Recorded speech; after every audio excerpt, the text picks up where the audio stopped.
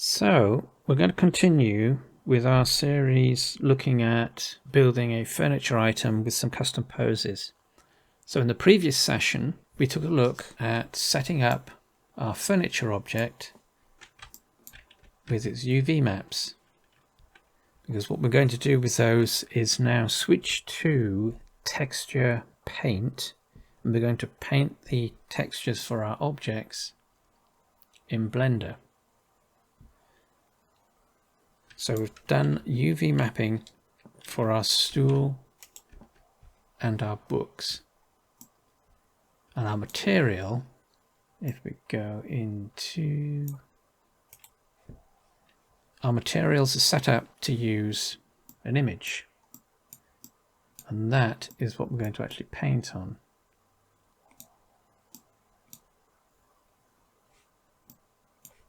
So we've got a custom image that we've saved, and that's going to be used as our canvas for painting. So that is what we'll do now. So we need to switch to painting mode, texture paint, and as with other views we'll probably have to rejig the interface, which we do. So we're going to copy that, duplicate current, double click, rename,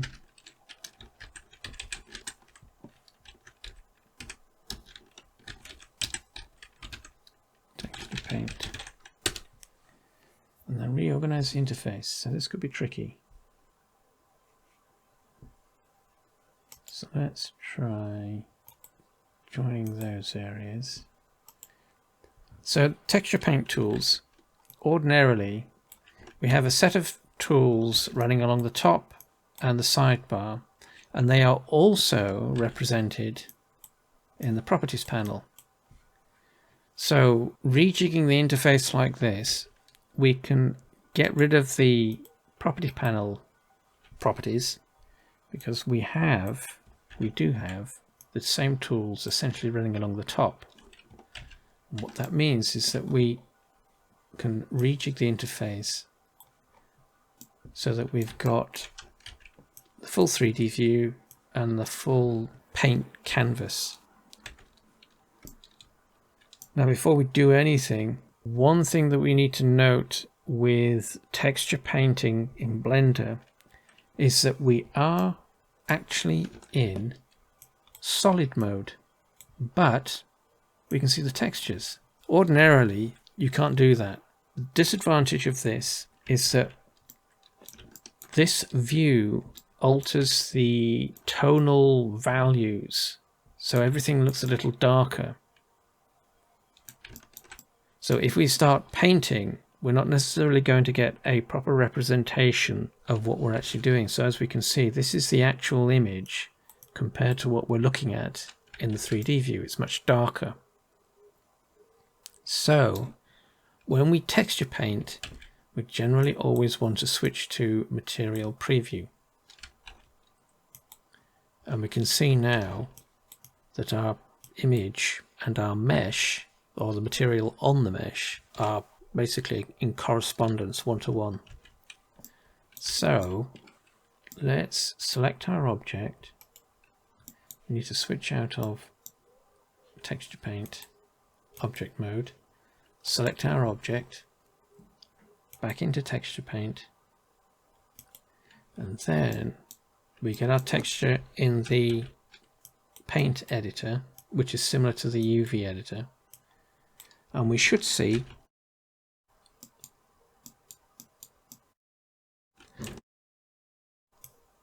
a faint outline which represents the wireframe, the UV wireframe of our mesh. So texture paint, we can paint on the mesh itself or in the texture paint editor. Running along the top of both are the basic texture paint tools. So generally speaking, that is going to be our brush radius and how strong the color is going to be painted to our surface or texture. So we've got that in both of them. And we select the color.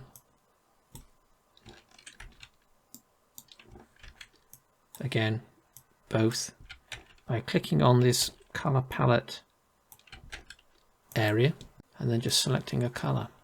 So let's go with, actually let's go with a darker. So all we're going to do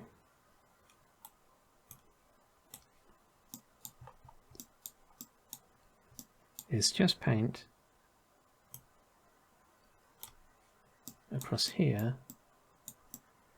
and we can see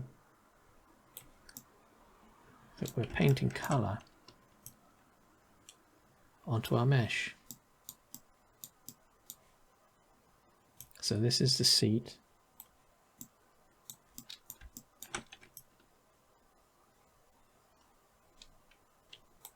And it's as simple as that.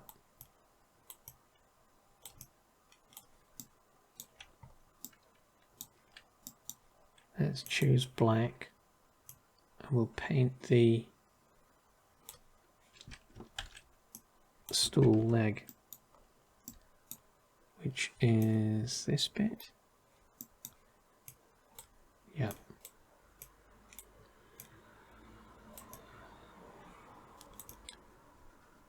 Just lay in some colour. And then we've got the underside of the stool. That's going to be darker, so we can just paint on that as well.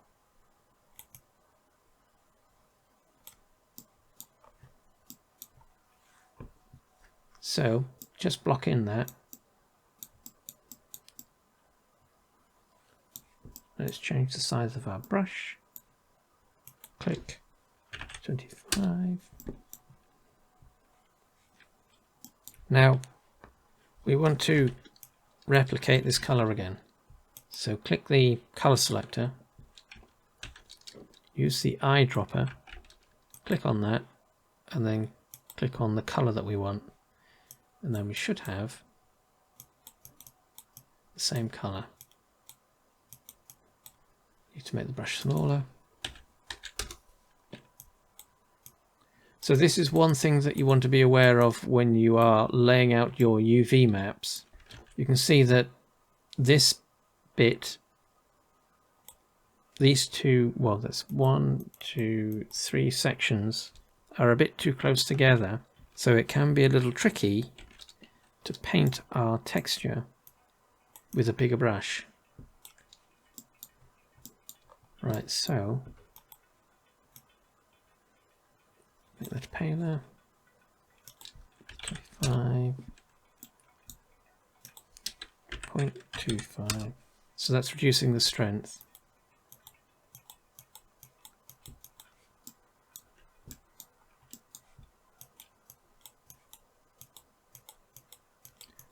All we're doing is just painting some rough highlights. So obviously this being what it is, you want to take your time with this. So all we're going to do here is just go through the basic process of using the texture paint tools and texture paint editing.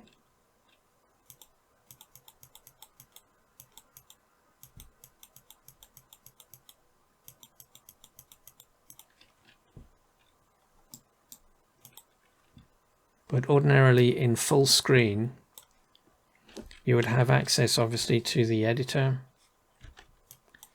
the 3D view, and then the tool panel on the right hand side.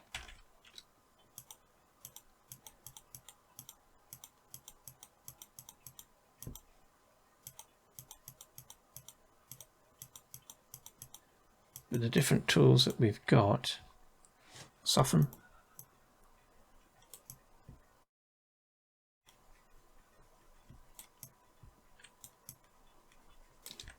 it evens out the distribution of color.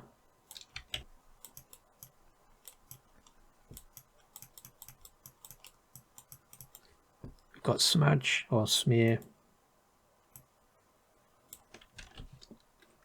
So that allows us to do that kind of thing. Undo. Clone, fill, and mask. Most of the time you're just going to be using your paintbrush or the draw, smear, and smudge.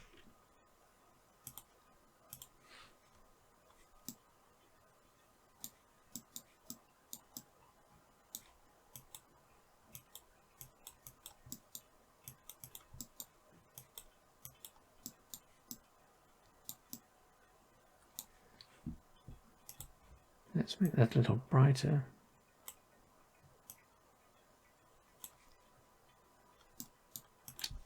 Right, 125.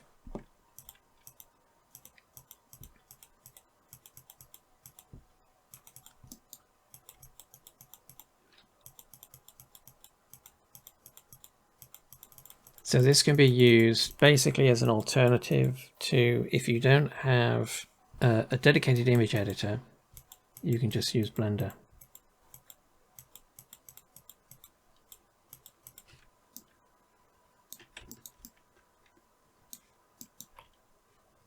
Let's put a strap. So let's go with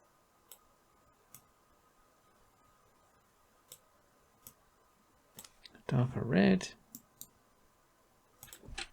7 pixels.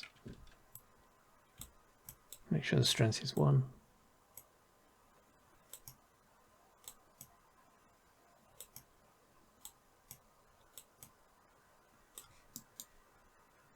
What we'll do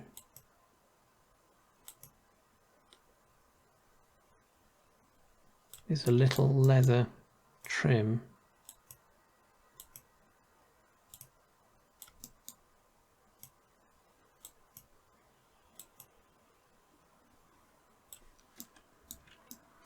That's a little wonky, but that's okay. You need to give it a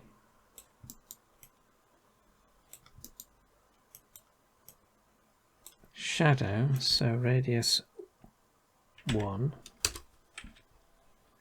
Change the color.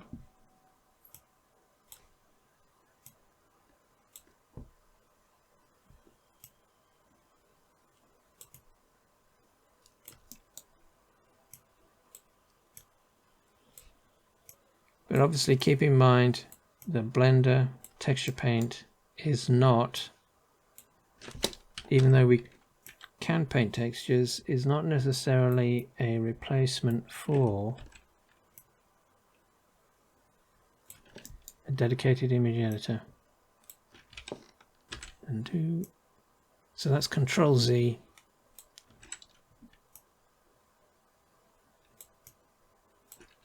That's gone a bit wonky.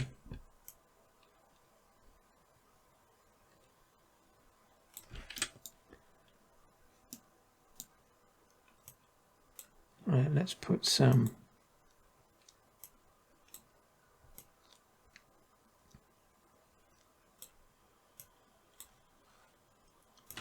let's do this as 5. So we're just going to put in some rivets.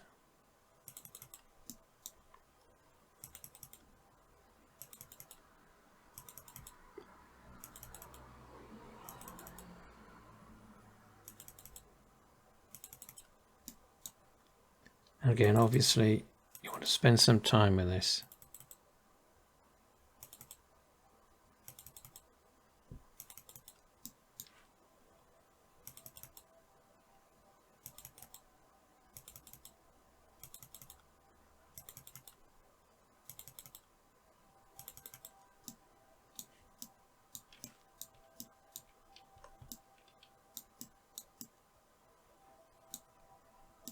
So if you do have access to an image editor, what you can do with this is paint an initial texture in Blender, and then what we can do is save the image and open that in an image editor for additional painting.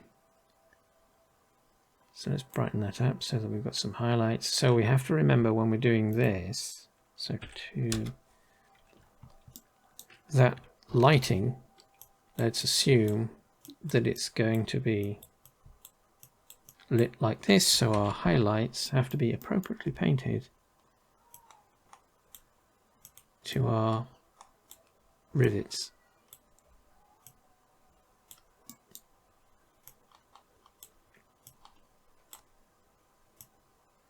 But one thing to note,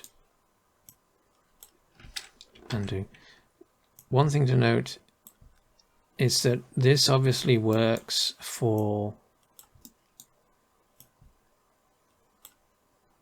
standard textures. So if we were going to start using things like normal maps, shininess maps, we wouldn't be painting these highlights because those would be provided by other maps, a shininess map or specular, roughness, metallic, and so on. So that's our highlight. So let's darken that so that we get the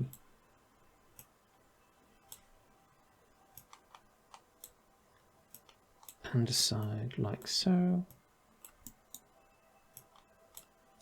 See how that's looking.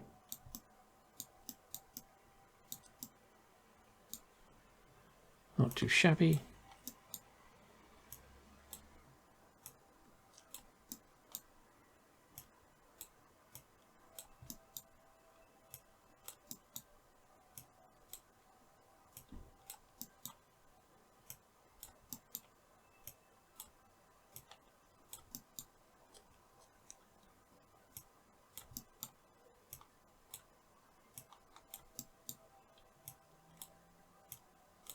And of course, you do not need to use a tablet or a pen for this, because this is being painted with a mouse.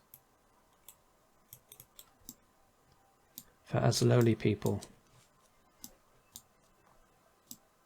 That looks quite effective, actually.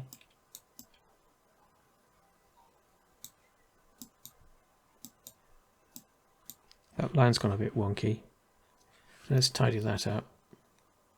So remember, click on the color sampler,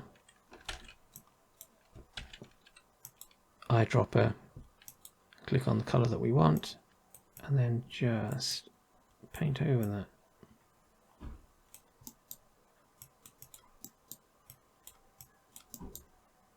Like so.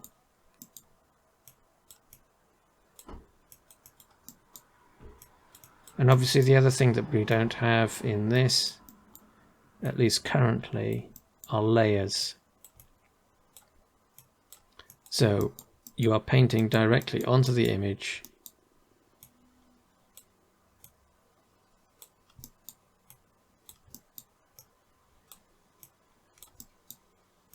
and painting over previous sections that you might have painted.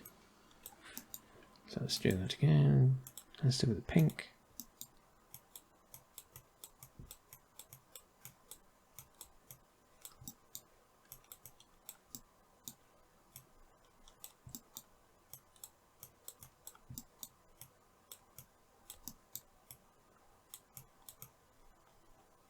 So it doesn't matter too much about this sort of color difference because we can use the smear and the smudge tools.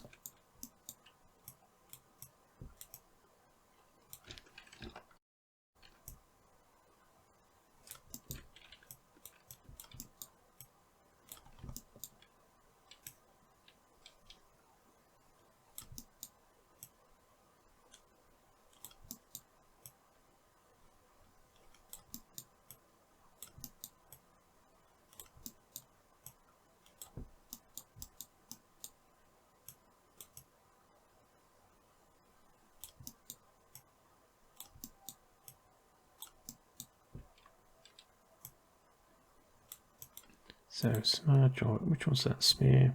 Oh, soften. Yeah, we want soften. Make that a little bigger. maybe not quite that big, but so we can see, let's zoom in on that, undo. So we can see this area where we've got a hard transition between this darker shading and the lighter shading. The smear brush will just allow us to smear or blur that transition. Same again here.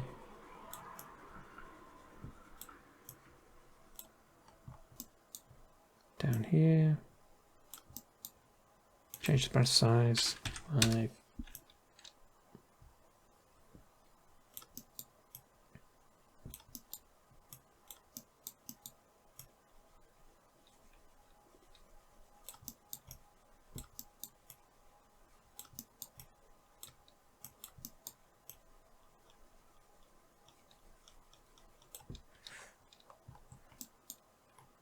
So we can see 25.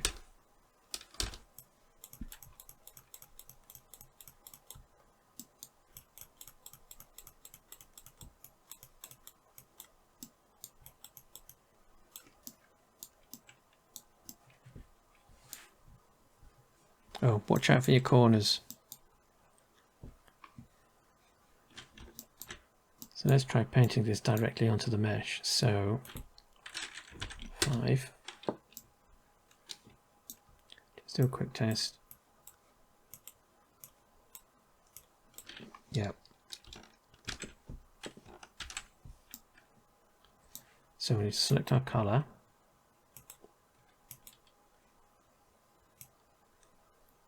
And then paint. So in the 3D view, the brush behaves like all tools.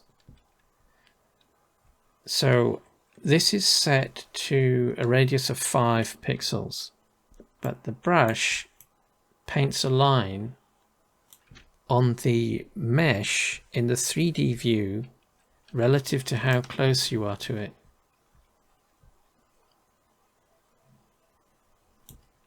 So that's the same tool, same brush, but the difference is how close we are to the mesh. So that's barely noticeable, and that's quite a significant line, even though again it's 5 pixels.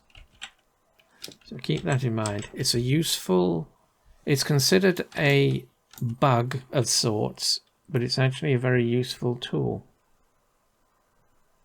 because it allows you to add more finite control over your tools based on how close or how far away you are from your mesh.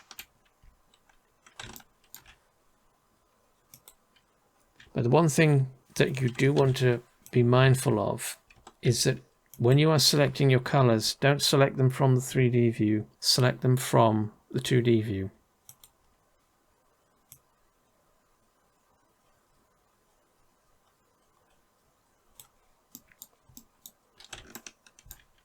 And that's because the view's shading can affect the color.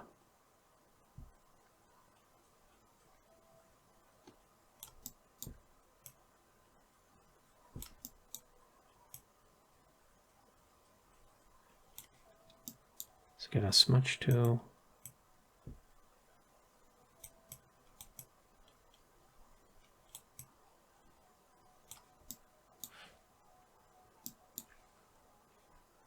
Brush. So which color do we just paint? Oh, the purple.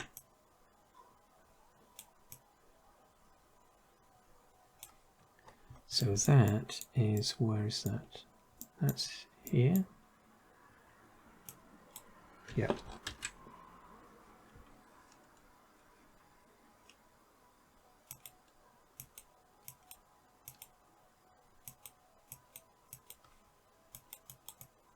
And again as well, in the editor, that same scaling effect on the tool applies. So zooming right in, our 5 pixel brush is actually quite large, versus zooming out, and it's apparently much smaller.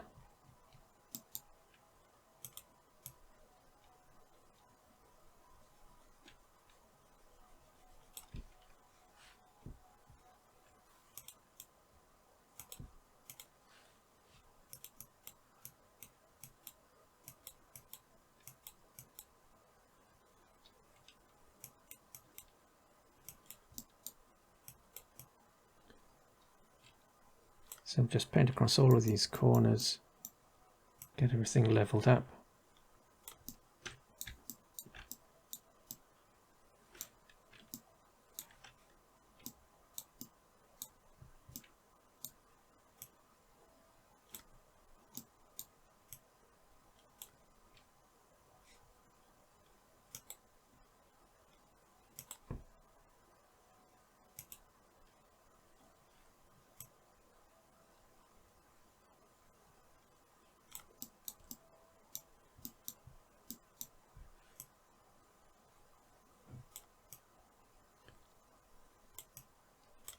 And this just means that we have a relatively smooth transition around the corners.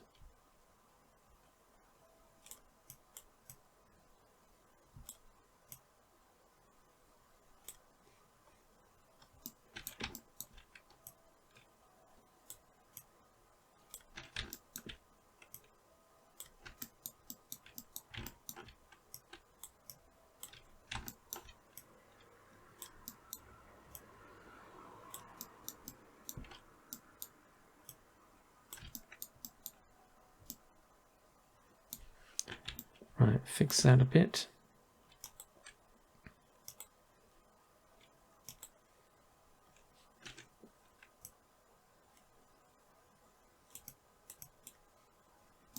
Which corner is that?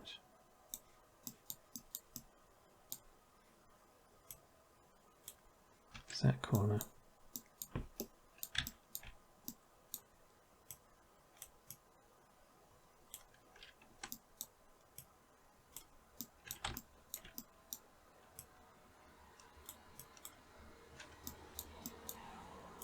And smear.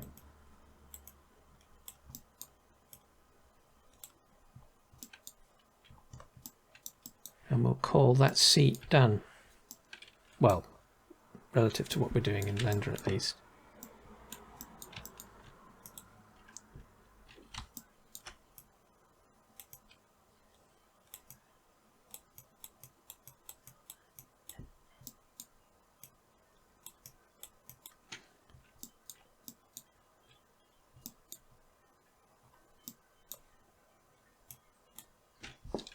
Just checking which corner we're on. Undo.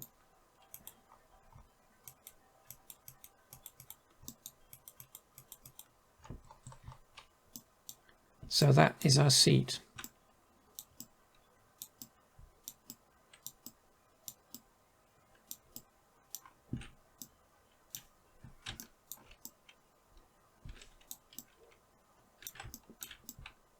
I don't know that we need to do any highlighting on the leg, but let's just do a quick.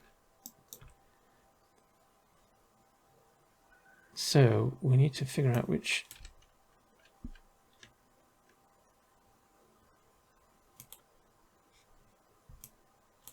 right, so that's the bottom. Undo, Control Z.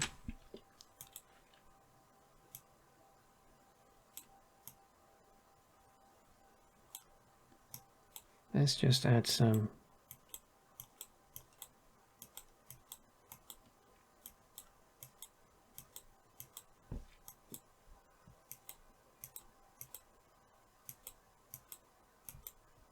very crude wood grain.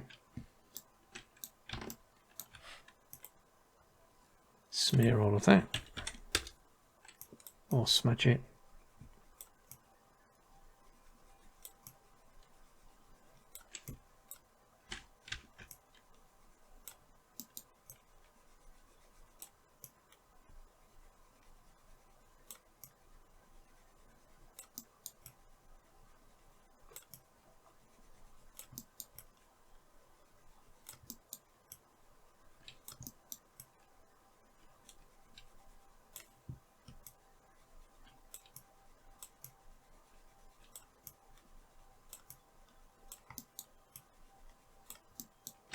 And then just go back over that with a darker colour. Smaller brush.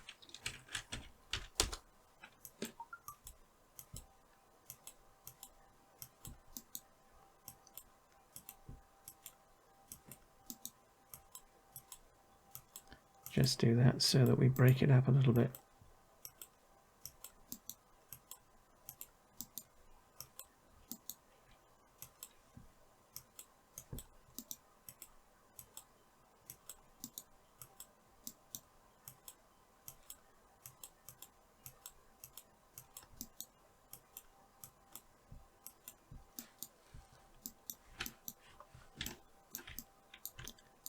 So we'll call that our stool texture. We don't need to do anything to the underside. This is not necessarily going to be seen. So when you're painting your textures, you want to be reasonably efficient with it from the point of view of there's no point in adding a lot of detail to, that's the underside of the stool. So where's the bottom of the, oh, that's the bottom of the leg. So technically you could just paint these flat black because they aren't going to be seen, so you don't want to waste too much time on these areas. But that is our stool texture, and now that we've painted it, we can save this, and we'll note that the image menu in the paint editor has an asterisk after it. That indicates that there's some data that's changed and needs to be saved. So File, Save As, or any of the other options, but Save As is a little more useful. And we want Stool, so we've saved this already. So let's call this painted. Yeah, painted. Make sure you set your format.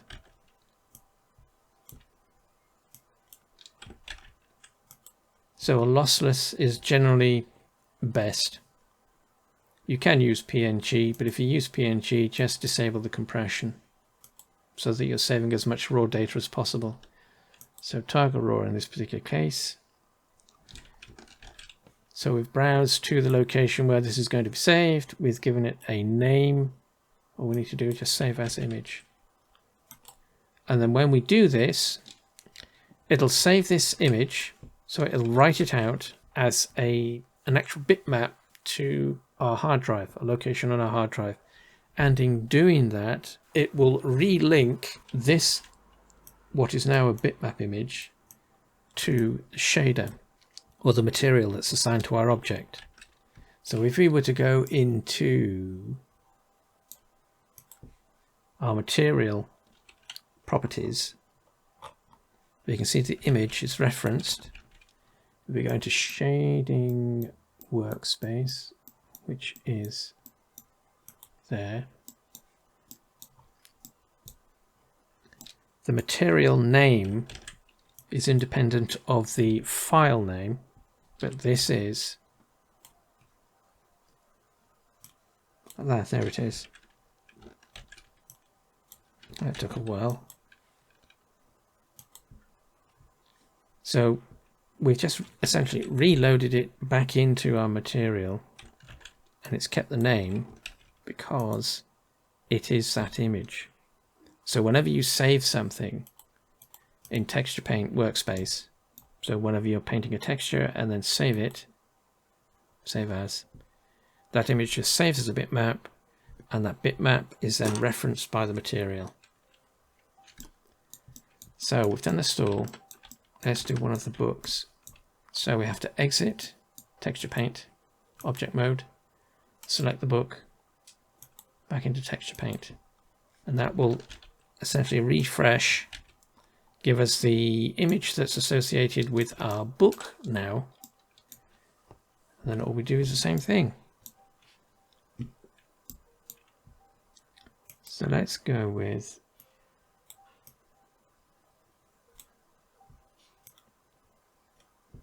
dark green. So this is the book cover. Let's increase the size of our brush, 25. So this image is it 256 by 256? I think this is a 256 by 256 image. The stool was 512 by 512. So that's our book cover. Then for the pages,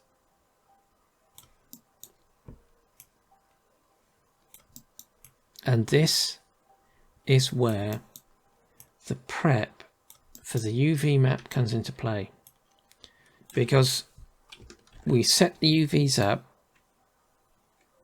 for the pages to be much larger than it originally was as part of the unwrapping of the book, and that allows us a larger amount of space. Let's just make that smaller to paint in some details if we wanted to. So for example, let's go right down to 1 pixel, darken that, and then if we do this, we're basically painting in, shading the shadows,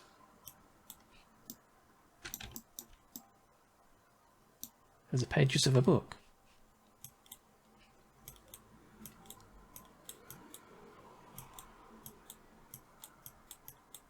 Obviously you'd want to do them as straight lines, but this will do for demonstration purposes.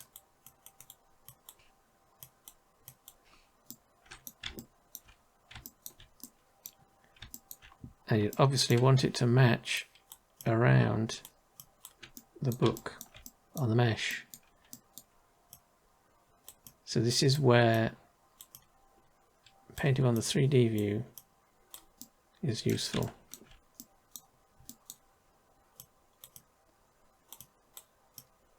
But it doesn't make it necessarily any easier to get a straight line.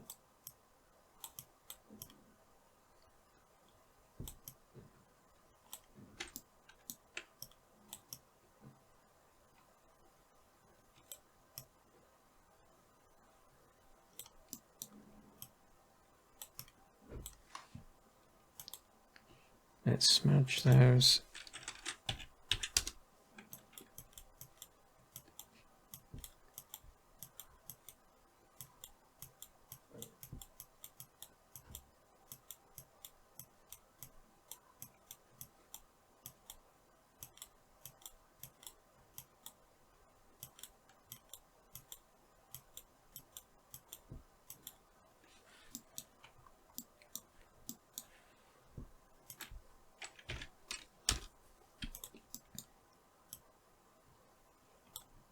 So that's one of the disadvantages of using texture paint in Blender, is that we don't necessarily have the facilities to do, relatively speaking, more advanced painting techniques.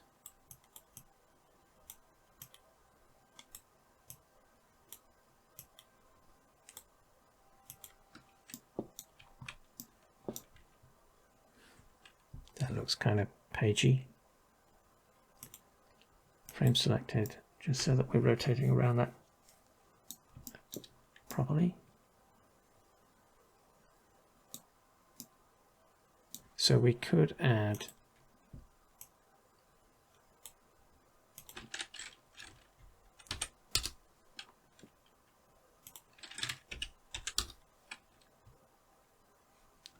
change the strength.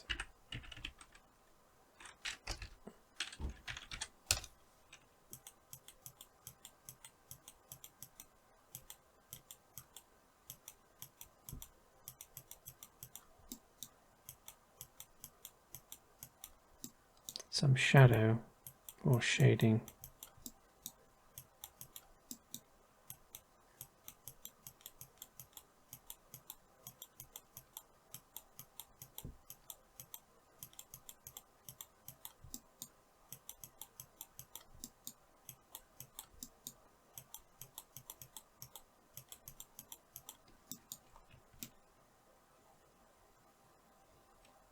That looks okay.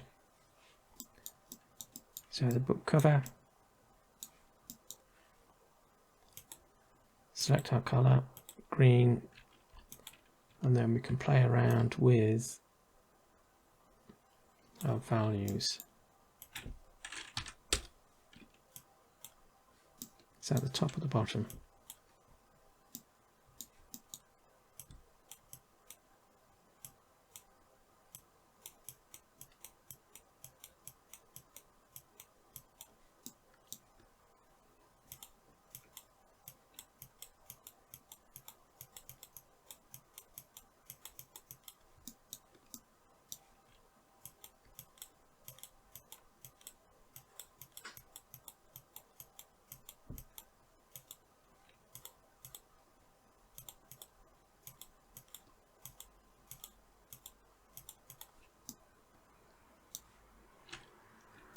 Get a bit bigger.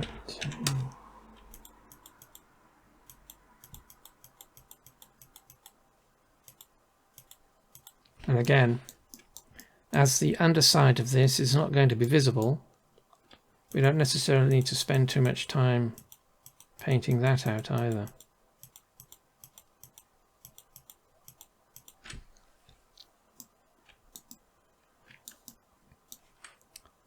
Smudge.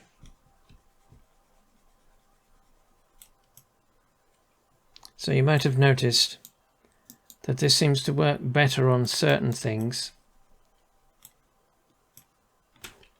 like how that does.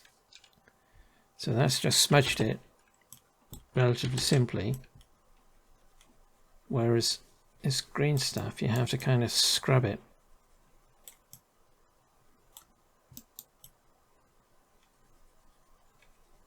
And that's possibly just a contrast thing.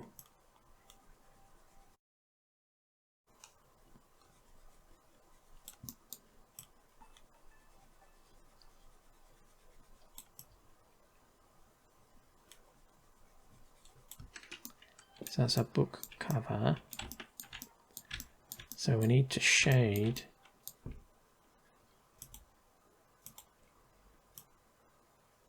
under here. So let's just mark these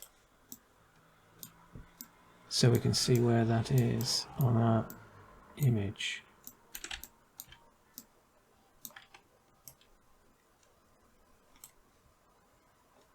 Is that not dark enough?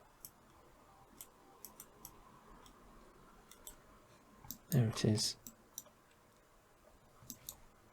Let's make it smaller. Going to just shade under there.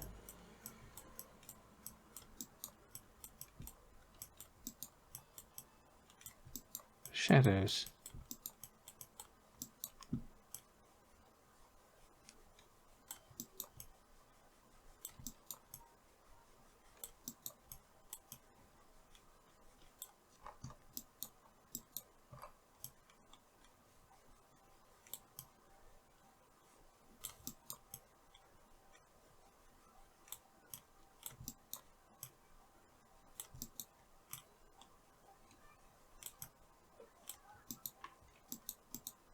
On the other side.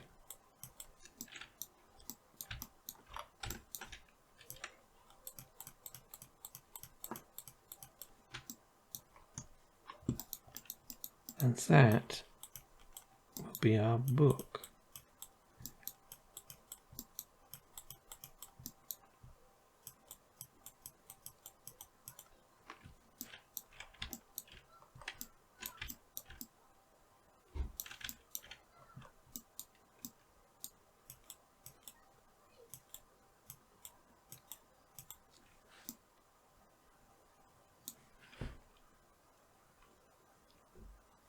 So one thing that you won't be able to do is, as mentioned, the more complex things that you might want. So let's say we wanted to change the color.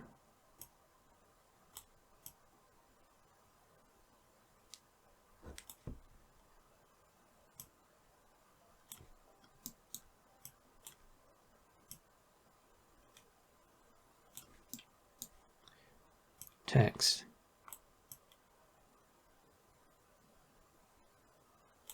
So this is kind of awkward because we're at an angle.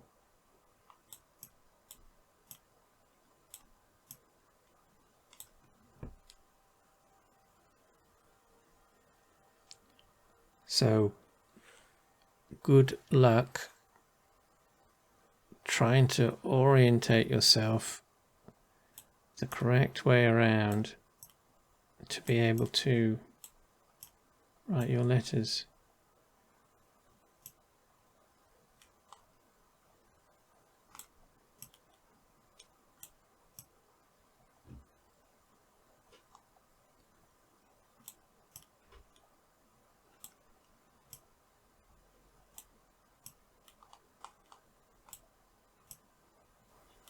So you're going to have to be upside down, backwards, left and right. So that'll be our text. Let's just add a little bit of highlights to some of this, because that's gold text.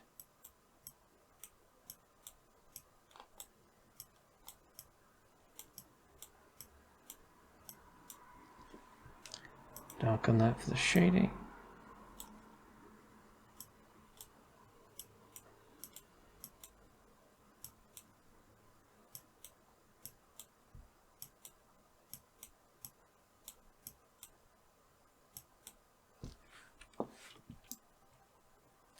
It's horribly blurry, but that's how you would paint.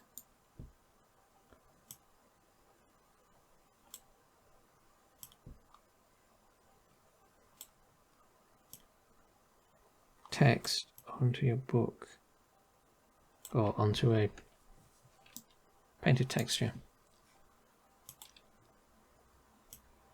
So it's kind of tricky.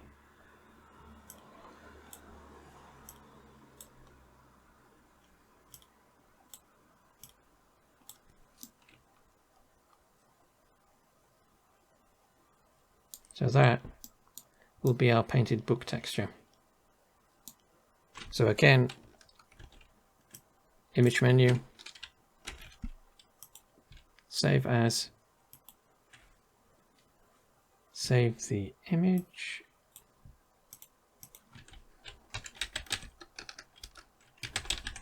painted. So we've got our location again. So make a note of that, sitting -book 1. Format, raw, save.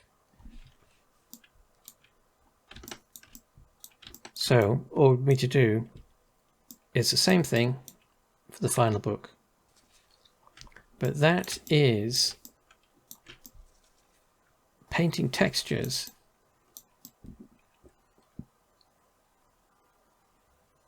in Blender.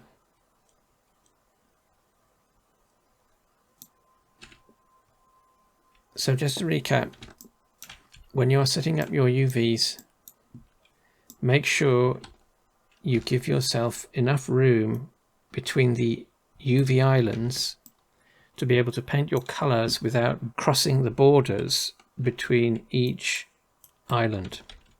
So if we go into UV editor, so that's our UV. In painting this, well, this and the chair or the stool, we could give ourselves a bit more room by moving these UVs across a little bit, like maybe that much. So that gives us a decent amount of room between the islands to cleanly and clearly paint our texture. And also we want to try and keep our UVs as straight as possible depending on what the object is. And we want to lay out our UVs so that we give ourselves as much space as we can afford for areas where we are going to paint more detail. So these pages, we can afford to do this in this particular example. So we've increased the size of the UVs to give us much more room to paint this effect, or the visual appearance of the pages.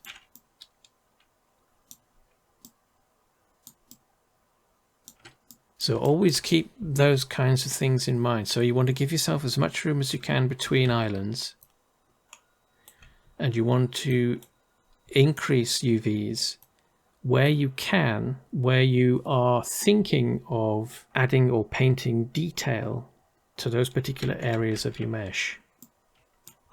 So for example, so we did that with the book. With the stool, we could have done a similar thing with the UVs for the sides, because we painted in this detail. What we could have done, because we've got quite a bit of space available to us, is UV unwrap these as separate UV sections, increase their size. So right now there are, so what we could have done is increase the UV to fill up this entire width, or obviously down here, and that gives us a bit more space, about 25% more relative to this original, and that means that we have more detail, or more space, more UV space available for painting details. So keep that kind of thing in mind when you are laying out your UV maps if you intend to texture paint. But that, let's just double check. Yeah, that's saved and that's saved. Oh, there is one thing that we forgot to do. So let's just quickly go into solid mode. Our book is quite hard surfaced, so everything is flat shaded. So if we look at the mesh, each surface is essentially flat lit. So what we can do with this, let's just view friend selected, object, shade smooth. That will smooth the mesh. So basically what that does is it turns all surfaces into a contiguous surface relative to how the scene is lit. So that makes the mesh go a little bit mushy. We can correct that or modify it. Edit mode. We can select our edges like we did with the UVs when we were laying those out.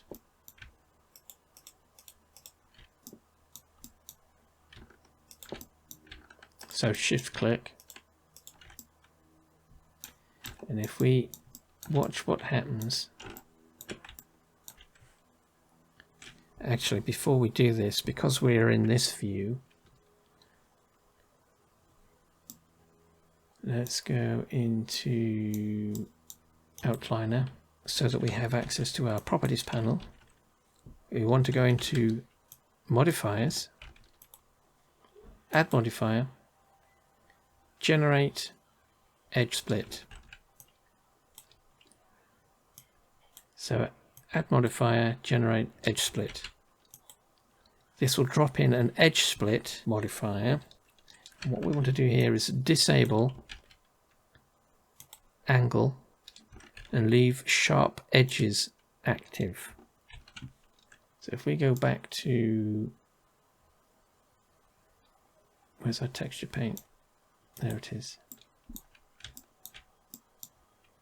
In fact, actually, let's go into 3D view for this. Focus on our object. Solid mode. So it's all mushy. We've added edge split modifier. So now, edit mode. Those edges are still selected.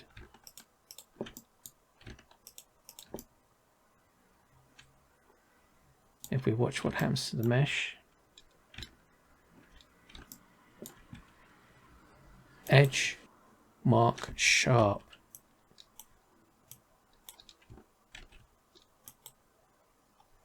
Notice what happened there.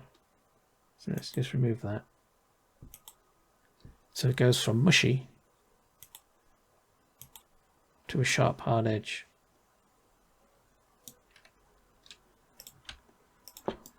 So we can give our book more definition, but it keeps certain surfaces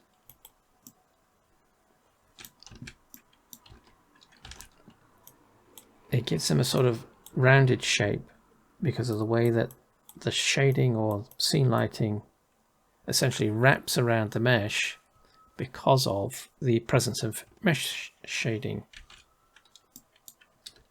So let's do this quickly. Do that to the entire book. Inside. Inside.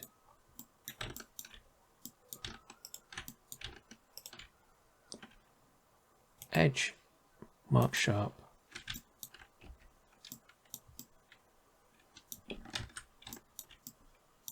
So we've got stiff edges where we need to, and a pseudo curved edge. Even though this is extremely low poly, this bookend looks kind of curved. Do that to the other book. So same again, shade smooth, modifier, generate, edge split, disable edge angle, edit mode, mark all our edges.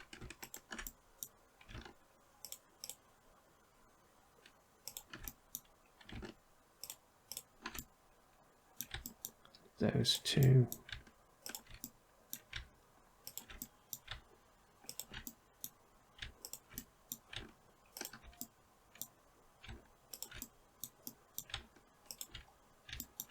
Like so. Mark sharp. And that converts everything as we want it to.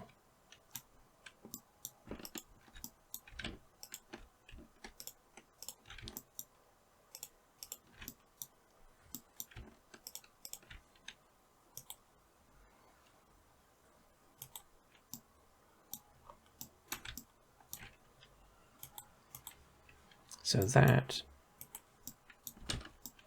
it doesn't necessarily show up in textured view because these, well, material preview is essentially flat shaded. There are some highlights relative to the scene's lighting, but there aren't any actual lights. So you would have to go into rendered view to actually see how mesh shading affects the meshes. We don't have any lights in the scene because of what this is. It's a project for IMVU. So that's our seat texture painted in Blender.